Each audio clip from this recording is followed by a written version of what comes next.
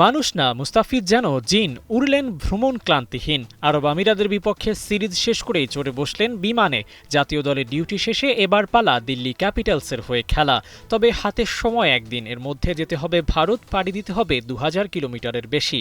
খানিক বাদেই হাতে তুলে নিতে হবে বল, বিশ্রাম নেওয়ার সময়টুকুও যেন নেই মুস্তাফিজের। এত ঝক্কি নিয়ে কি আর আইপিএল খেলা যায়? প্রশ্ন যখন জনমনে, তখনই ফিজ দেখালেন ভেলকি। মাঠে নামলেন, বল করলেন, দিল্লির হয়ে সেরা ফিগারটাও ধরে রাখলেন। তবে এমন ঘটনা সাম্প্রতিক সময় একাধিকবার আইপিএলে আর ঘটেনি। কোনো ক্রিকেটারকে একদিনের মধ্যে ডেকে নিয়ে ম্যাচ খেলিয়েছে।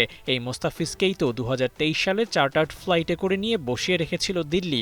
কিন্তু এবার তারাই প্রথা ভেঙেছে, বুঝেছে এই ছেলে পারবে। প্রত্যাশার প্রমাণটা মাঠেই রেখেছিলেন ফিজ। প্রথম ওভারে মাত্র 6 রান, দ্বিতীয় ওভারে 7, ফার্স্ট স্পেলে মোস্তাক খরচ করেছেন মোটে 13।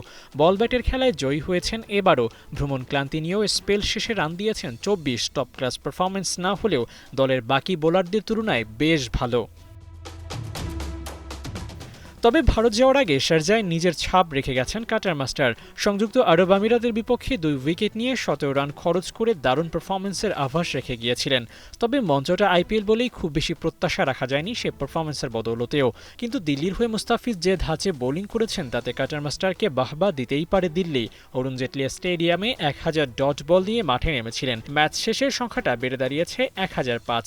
ডটের এক সমারোহই যেন সাজালেন মুস্তাফিজ। যে প্রয়োজনে মুস্তাফিজকে ডাকা হয়েছিল তা মেটাতে সর্বোচ্চ চেষ্টা করেছেন কাটার মাস্টার। সতীর্থদের সহযোগিতা পেলে হয়তো নামের পাশে আরও ভালো স্পেল থাকতে পারত। যা হয়েছে তাও বা কম কিসে।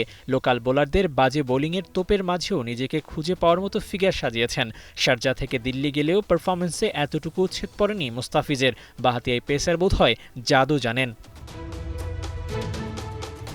আবু নাইম, ৭১।